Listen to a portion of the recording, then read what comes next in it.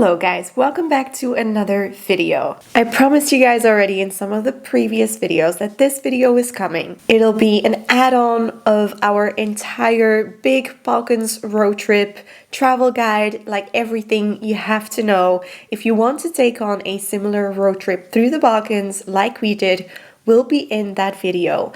However, I did think it was worth making a separate video about itineraries.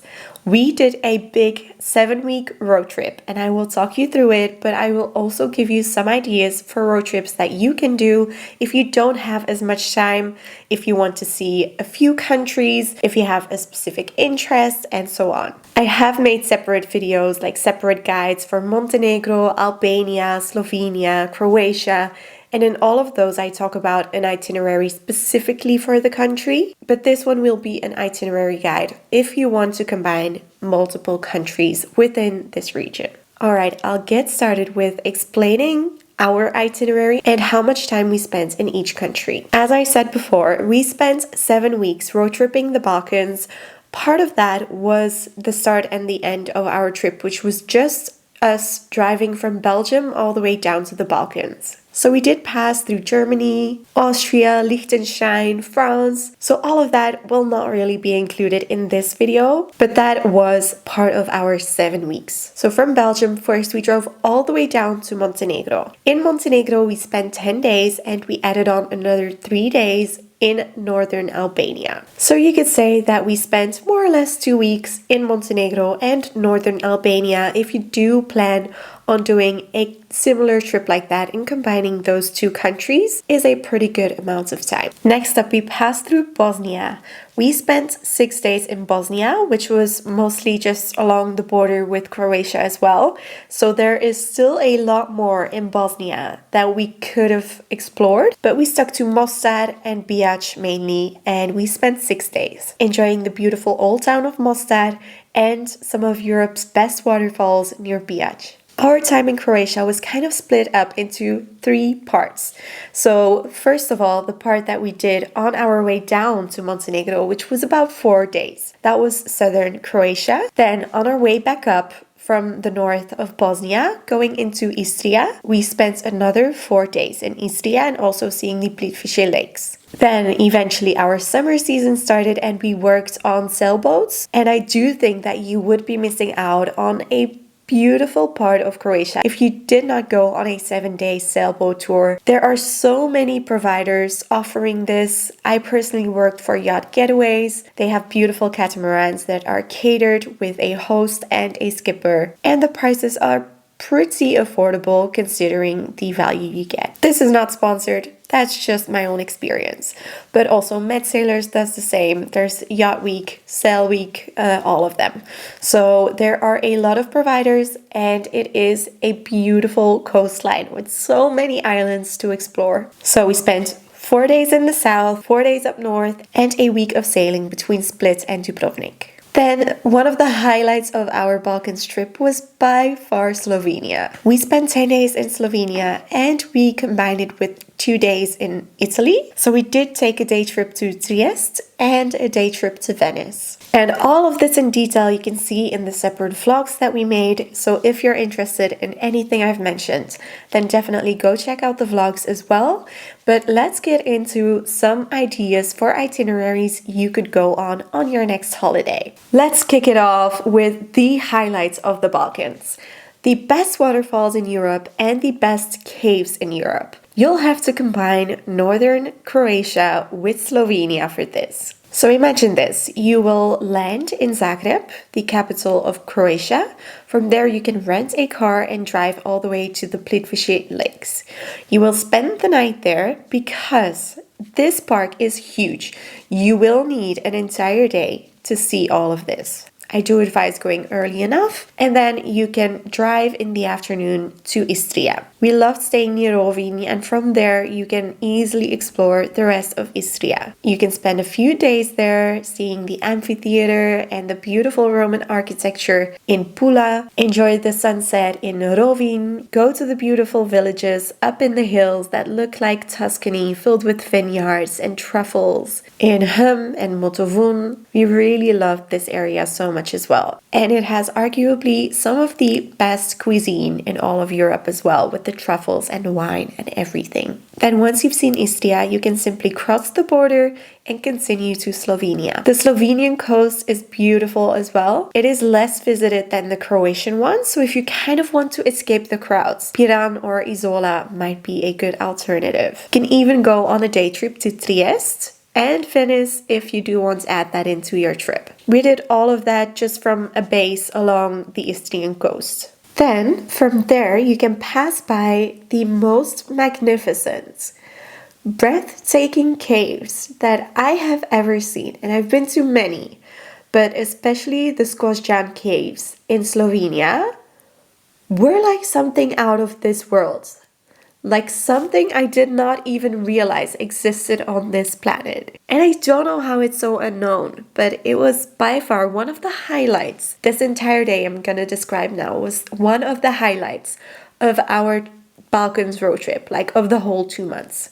So we started by visiting the caves, not only the Skosjan caves, but also the Postojna cave. That is the biggest and the most beautiful, impressive one out of all of them.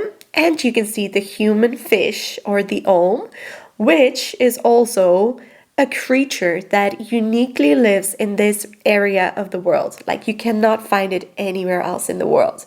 So that alone is another highlight in itself, especially if you're nerds like we are. And close by is also the castle. We just parked there and walked up to it, saw it from the outside, but we didn't visit it on the inside, but you can. And then we ended the day in Ljubljana, the capital of Slovenia. Every Friday in the summertime, there is a big food market in the city center of Ljubljana. And this was so much fun. Just trying lots of delicious food, some local beers and so on. We loved it. It was just the cherry on the cake of just an already incredible day. Of course, now that you're in Slovenia, you might as well go to Lake Bled, which is one of those Instagram famous places, but it completely lives up to the hype. We took a little boat ride on the lake. We did the alpine roller coaster going down the hill. There is another lake nearby, Lake Bohin. And also, if you do have the time, you can go up to the Alps, the Julian Alps, where we spent a beautiful time glamping and exploring some more waterfalls. Lots of the attractions up north in the Julian Alps are free. You just walk there and you don't have to pay to see these beautiful natural wonders. We loved it, but technically I wouldn't necessarily include it into a short itinerary, but you'd be missing out if you didn't go. And then from Ljubljana, it's only a short way back to Zagreb, from where you can take the flight back home. Alright, so in this highlight itinerary, you've seen it all.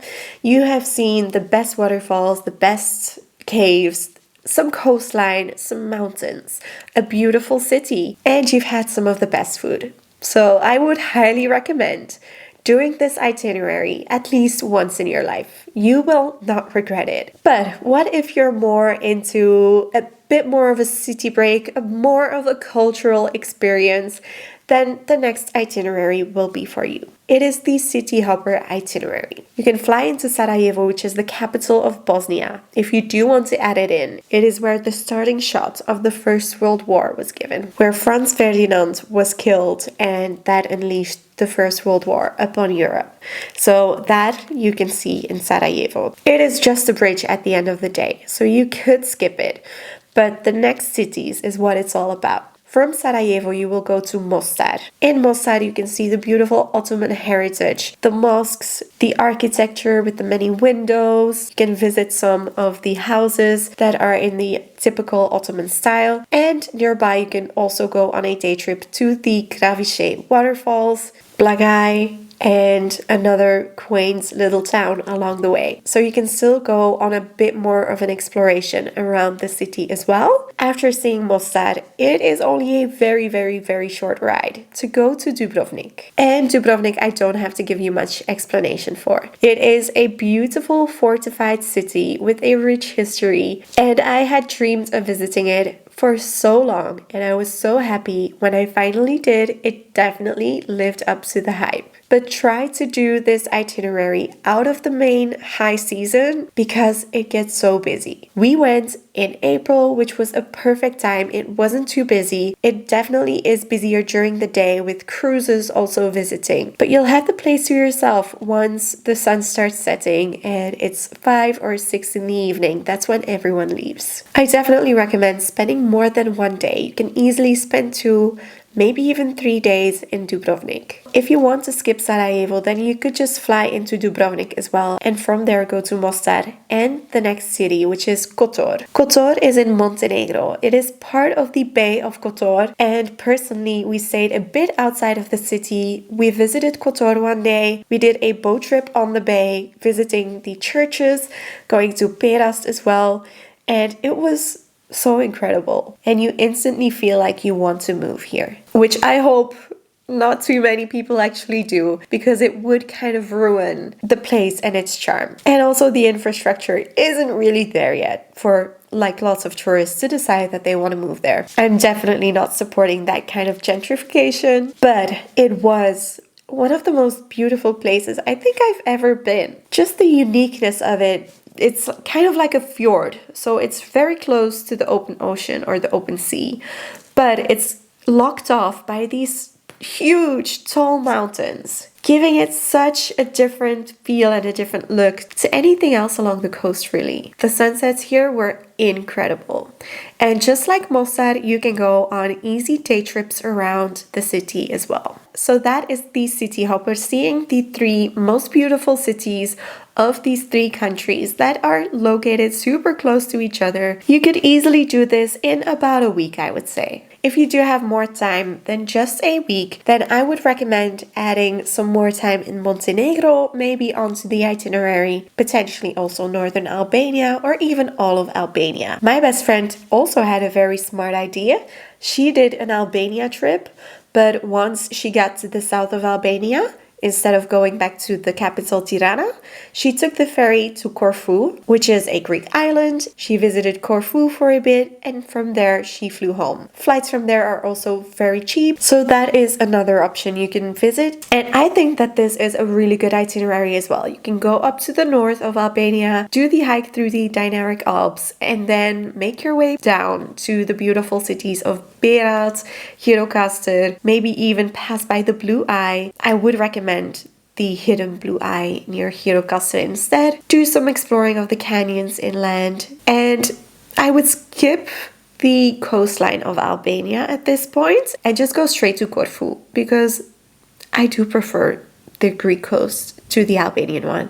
The Albanian coast is very busy. There's lots of umbrellas and sunbeds and all of that, whereas in Greece you have a lot more beaches that are more laid back. And not to mention, I adore the Greek food. From Corfu, you can also go island hopping, for example, with Med Sailors. That will take you to part of the mainland as well, and also to some smaller islands that are lesser visited, Paxos and Antipaxos, which are most likely my favorite islands of all of Greece. People do not add Greece into the Balkan category usually, but it is very easy to go from the Balkans into Greece and then visit more of the Balkans, which I'll talk a bit more about in the next itinerary. This is going to start with my best friend's itinerary a bit, okay? So she landed in Tirana, visited the south of Albania. She then took the ferry into Corfu, but you could just stay on the mainland. From southern Albania, you can go to Meteora. Meteora is one of the most beautiful landscapes I have seen in all of Europe. It is not just the monasteries that are built on top of these natural pillars. The whole landscape is truly mind-blowing. Once you make it that far, that you're all the way in southern Albania, it's almost a shame not to make your way to Meteora if you haven't seen it yet. Southern Albania, Meteora in Greece. You can then continue to Thessaloniki if you want, which is another beautiful city in Greece. Along the way, we saw the royal tombs of Aegae, which is something I also had never heard of. But we visited it, and it was this big tomb of pretty much the parents of Alexander the Great. And You can see the tombs themselves, how they were decorated, the big facades. They are kind of built underground. And then you see the treasures that were found in these tombs, the golden crowns, all the attributes. It was truly like a hidden treasure. So if you do go that way, do not miss out on this stop. Then next up, you can go into Northern Macedonia, see the lake of Ohrid, and also the Matka Canyon. Those are definitely two of the highlights that I am dying to see still in Northern Macedonia. And from Northern Macedonia, you will then make your way into Kosovo. And some of the cities in Kosovo you can compare with the ones you'll see in Albania and Bosnia. They are also Ottoman influenced. So Prizren, for example, is a beautiful city there, and there's still a lot more to see. Definitely Northern Macedonia and Kosovo are the two places that I really regret missing out on in this road trip. I'll get into the road trip that I would do next. Like, given what we've done now and what we missed out on, I'll let you guys know potentially what road trip we would be doing if we did have lots of time. But there is one more I want to get into that is also in the part of the Balkans we did not visit, but is also for a shorter amount of time. This itinerary is another kind of city hopper, so you could do it as well with public transportation, like trains or even an interrail trip. Starting in Budapest in Hungary, from there you can take a train going to Belgrade in Serbia. Next up is Sofia in Bulgaria, and finally Bucharest in Romania. And then you can take the train back to Budapest and fly back out of there. Technically, you could do this all in 1 week, but given the time it takes to travel, I would consider spending a bit longer. And then finally, I'll share the itinerary that I would love to do on another similar road trip in the future. If we had another 6 to 7 weeks, this is how I would like to see the rest of the Balkans. Obviously, we would be starting from my home in Belgium once again with the car so that we have more freedom to see everything along the way. We can drive straight to Vienna. I've been wanting to see Vienna literally for forever. The cities that were still on my radar, like my top 3, was Dubrovnik, Vienna, and probably Madrid, I would say. I've been dying to go to the Prado. So now we've done Dubrovnik. Vienna is definitely the next big city I want to visit. So from home straight to Vienna, and then from Vienna into Serbia. Now the first stop would probably be Belgrade, but then I'm kind of lost as to what to really see in Serbia. So if you have any good recommendations, then definitely leave them in the comments. It'll be useful for anyone watching the video as well, if you do have any recommendations that I haven't mentioned yet. But definitely for Serbia, I'm kind of lost on what to really see there. Then from Serbia, going into Kosovo and visiting Prizren, like I said, Northern Macedonia, the Matka Canyon down to Ohrid Lake. Then going into Bulgaria, there is a lot I want to see there. Romania as well. From Romania, we would have to go through Slovakia a little bit. Once again in Slovakia, I do have a friend who is from Slovakia, but I don't really know where to go there. So if you have any recommendations for that one, then let us know as well. And then from Slovakia, we would make our way through the Czech Republic. I've been to Prague before, but I would love to see some more around the city as well. So that would be pretty much already on our way home. And then from the Czech Republic, drive back home, potentially with a stop in Germany to break up the journey. But yeah, that would more or less be the itinerary that I would love to do to complement the one that we've already done. And that is it. I hope that this video gave you some inspiration. If it did, if you liked it, give it a thumbs up and subscribe if you don't want to miss any of the upcoming videos about Portugal, Mexico, and who knows what next year will bring. And then I hope to see you in the next video. Bye!